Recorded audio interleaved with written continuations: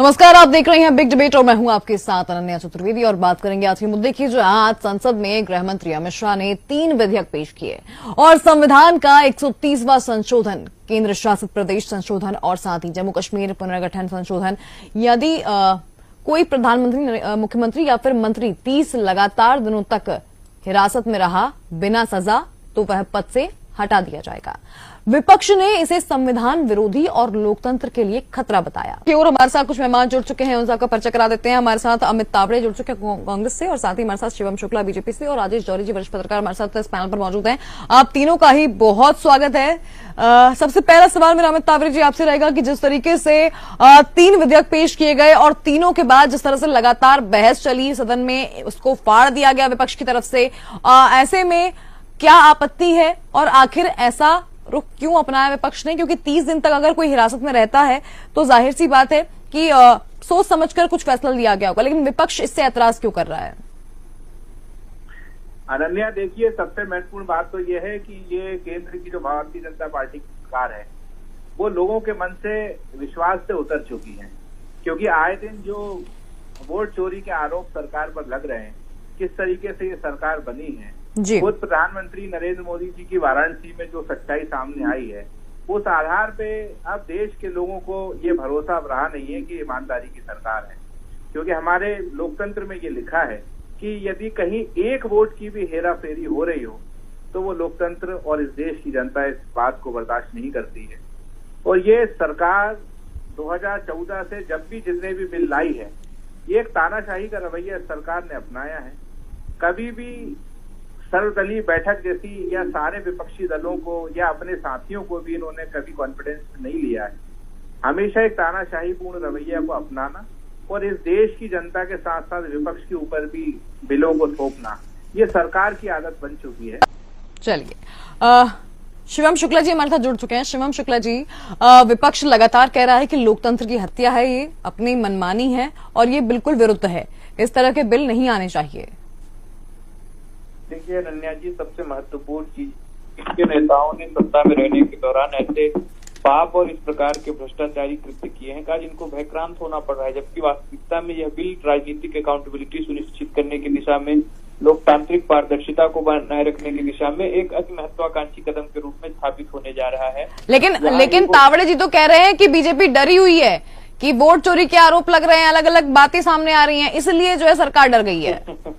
देखिए, वोट चोरी एक अलग विषय है, उस पर भी चुनाव आयोग भी, निर्वाचन आयोग भी लगातार जवाब देने का काम कर रहा है। भारतीय जनता पार्टी भी अपनी लगे आरोपों को निराधार स्पष्टता के साथ सिद्ध कर रही है, तो वो एक अलग विषय है। लेकिन इस मूल विषय के जो आज देश की संसद में कितना महत्वाकांक्षी कदम उठाया गया, तो स्वाभाविक तौर पर सभी दलों को खुले हृदय के साथ इसका स्वागत करना चाहिए कि जिस प्रकार से आपराधिक प्रवृत्ति के लोग इस प्रकार से अपराधों में लंबे अंतराल तक जेल में रहने के बावजूद भी अपनी सत्ता का दुरुपयोग करते हुए राज्य की लोकतांत्रिक व्यवस्था को पंगु बना देते हैं, लोकतंत्र को कहीं न कहीं जेल की जंजीरों के पीछे कैद करने पर विवश हो जाते हैं।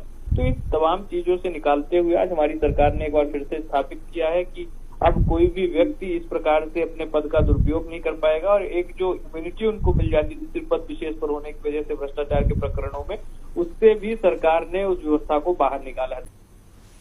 चलिए, राजेश जौहरी जी, ये 3 बिल जब सामने आए तब विपक्ष ने हंगामा कर दिया और ऐसे में उनका कहना यह है कि लोकतांत्रिक मूल्यों की हत्या है, इस तरह का बिल नहीं आना चाहिए और ऐसे में सरकार जो है वो सभी चीजों से डर गई है, इसलिए इस तरह के बिल लेके आ रही है।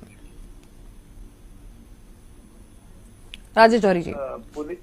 जी, आपको आवाज आ रही है? जी जी। हाँ, देखिए, ये मैंडेटरी है पुलिस के लिए कि किसी आदमी को अरेस्ट किया जाता है तो उसको 24 घंटे के अंदर कोर्ट में प्रोड्यूस किया जाता है। फिर कोर्ट डिसाइड करता है कि इसको जमानत दे। कोर्ट, उनके वकील तुरंत एप्लीकेशन लगाते हैं। अगर कोर्ट को ऐसा लगता है कि इसको जमानत दे देता है, नहीं तो जुडिशियल रिमांड यानी जेल भेज देता है। तो एक बात, this is what I feel, कि अगर कोई आदमी 30 दिन या जो भी टाइम इसमें दिया गया है उतने रीजनेबल, बहुत एक लंबे समय के लिए जेल में रहता है, तो वो पुलिस के कारण नहीं रहता है, वो कोर्ट के कारण रहता है। पुलिस ने तो अपना केस बनाना है, पुलिस ने तो जो भी काम करना है, कन्विक्शन होना है नहीं होना है एक अलग बात है, लेकिन वो कोर्ट के ऑर्डर्स पे रहता है। तो इससे ये पता चलता है कि चलो पुलिस किसी के कब्जे में हो आप जिस व्यक्ति से बात कर रही हैं, उन्होंने आपकी कॉल को होल्ड पर। बात पूरी नहीं हुई है जी जी अनन्या, बात पूरी नहीं हुई। जी, जी। तो उसमें एक तो ये है कि वो पुलिस किसी के कब्जे में हो सकती है सरकार के, लेकिन कोर्ट होती है ऐसा लगता नहीं है। एक बात। दूसरी बात ये है कि 80 और 90 के दशक में बहुत बड़े लेवल पे डिबेट, हम लोग स्कूल में पढ़ते थे तो बहुत बड़े लेवल पे डिबेट चल रहे थे कि criminalisation of politics and politicisation of crime. इसके ऊपर इसलिए हो रहे थे कि बहुत सारे लोग पर नाम इसलिए नहीं ले रहे हैं, किसी का नाम कोई विपक्ष में है, कोई कहीं है, इसलिए बोल नहीं सकते, तो वो लोग आ गए, तो उस कारण से एकदम से राजनीति में बहुत गड़बड़ियां हो गई थी, तो इस पर शुरू हो गया था। तो कहीं ना कहीं उसको रोकने के लिए ऐसी चीज जरूरी। और आखिरी बात ये है, एक छोटा सा एग्जाम्पल के साथ भाजपा और कांग्रेस दोनों के लिए, कि एक पीएचई डिपार्टमेंट के मध्य प्रदेश के वो थे ईएनसी, इंजीनियर इन चीफ थे गुमान सिंह दामोद, जो बाद में अपना रिटायरमेंट लेने के बाद रतलाम, झाबुआ और अलीराजपुर के सांसद बने। उनके खिलाफ एक पत्रकार थे धर्मेश शुक्ला, उन्होंने एक प्राइवेट कंप्लेंट लगाई और प्राइवेट कंप्लेंट पर अलीराजपुर कोर्ट ने मुकदमा दर्ज कर दिया। 600 करोड़ का कोई एक मसला था घोटाले का। अब आप सोचिए कि इतना बड़ा मामला, लेकिन उसके बाद भी कानून के लेखोना ऐसे हैं कि आज तक कुछ नहीं हुआ है। तो ऐसे में बहुत तगड़ा बिल इसलिए जरूरी है कि पब्लिक रिप्रेजेंटेटिव जिनको हम लोग अपने जिसे कहना चाहिए पूरे तरीके से डिवोट होकर उनको भेजते हैं, ये सोचिए कि हमारे लिए कुछ करेंगे, और अगर वो भ्रष्टाचार करें, किसी क्राइम में जाएं, अगर शामिल हो, तो ये जिम्मेदारी फिर किसकी है? जिम्मेदारी फिर कहीं ना कहीं देश के सिस्टम की है कि ऐसे लोगों को बाहर किया जाए, राजनीति से बाहर का रास्ता दिखाया जाए। तो इसलिए कहीं ना कहीं बहुत पॉजिटिव होके सारी पार्टियों को इकट्ठे होके क्रिमिनल्स को तो बाहर करना पड़ेगा, नहीं तो ओके मतलब माना जाए कि ये जो है एक तरह से अगर एक पहलू देखें इसका सिक्के का, तो ये एक तरह से बहुत पॉजिटिव भी है, लेकिन अगर दूसरा पहलू देखा जाए तो विपक्ष का ये कहना है कि ये चाल है, साजिश है कि विपक्ष के खिलाफ जो है लगातार अब ऐसे कानूनी कार्रवाई सरकार कर सकती है। जौहरी जी, आपसे मैं जानना चाहूंगी, राज जौहरी जी, अगर इस पूरे मुद्दे को देखा जाए तो माना कि दोनों पक्ष और विपक्ष को बातचीत करनी चाहिए, लेकिन दिल्ली में जो हुआ उसके बाद से जब सरकार सत्ता पलट हुई, तब से जो है ये माना जा रहा है कि जब नेताओं को जेल भेजा गया है, सरकार हाथ से गई है। नहीं, देखिए ये इस बात में दम इसलिए नहीं है। देखिए, अगर कोई नेता भ्रष्ट है और वो जेल चला गया और उसकी सरकार चली गई तो अच्छी बात है, ये तो पब्लिक को इससे खुश होना चाहिए, पब्लिक को और बल्कि नेताओं को भी खुश होना चाहिए। लेकिन बात यहाँ पे पॉलिटिशियंस की है ना, बात पॉलिटिशियंस की है कि हाथ से सब सत्ता जा रही है, तो कहीं ना कहीं विचलित तो होंगे वो। देखिए, पॉलिटिशियंस कभी नहीं चाहेंगे कि कानून के हाथ इतने मजबूत हों कि अभी तो कानून के, आप देखिए एक एग्जाम्पल आपको दिया जो गुमान सिंह दामोद का, कानून की बारीकी मतलब जो पेचीदगियां हैं उसका फायदा उठा के उनके वकील उनको पिछले 2-2.5 कोविड के समय ये ऑर्डर हुआ था, और आज उस बात को कोविड के समय 21 से लेके 4 साल हो गए, आज तक उनको कुछ नहीं बिगड़ा है, अभी भी वो MP MLM कोर्ट में आ गया है। तो प्रॉब्लम समझिए आप कि ऐसे में एक बहुत सख्त कानून की बहुत जरूरत है। अच्छा, एक बात और, यहाँ तो ये जो सांसद है ये तो भाजपा के हैं, तो फिर ये जो ये भाजपा वाला मतलब स्थितियां ये हैं, भाजपा हो या कांग्रेस, अगर किसी ने भ्रष्टाचार किया है, किसी ने क्राइम किया है, किसी ने कोई गलत काम किया है, तो उसके खिलाफ बहुत तगड़ा एक्शन होने की जरूरत है। और देखिए, इसलिए जरूरी है ये कि जनता के मन में नेताओं के प्रति जो भावनाएं बड़ी गलत आ रही हैं। जी, आप सोचो अनन्या, एक नेगेटिव इमेज जो है उसे खत्म करना बहुत जरूरी हो गया है। जी, एक बात और थी, छोटी सी बात थी जी, एक ये तो सांसद विधायक तो बहुत दूर की बात है, एक आदमी सरपंच बनता है, सरपंच का मानदेय कितना होता होगा, शायद 5,000 रुपए महीना।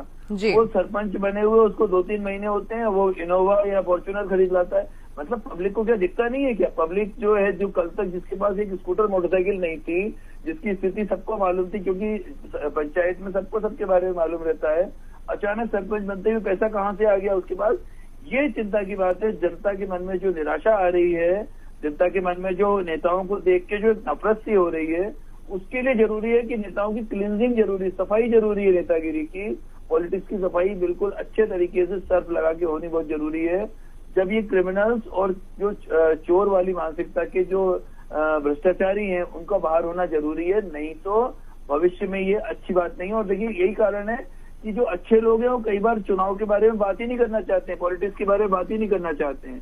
तो इसलिए कहीं ना कहीं ऐसा लगता है कि सारी पार्टियों को इकट्ठा होना चाहिए, और इकट्ठा होके और खुश होना चाहिए कि अच्छा एक भी भ्रष्टाचारी नहीं आए, ताकि जो क्लीन लोग हैं वही राजनीति में रहें, तो देश बहुत ऊपर जाएगा।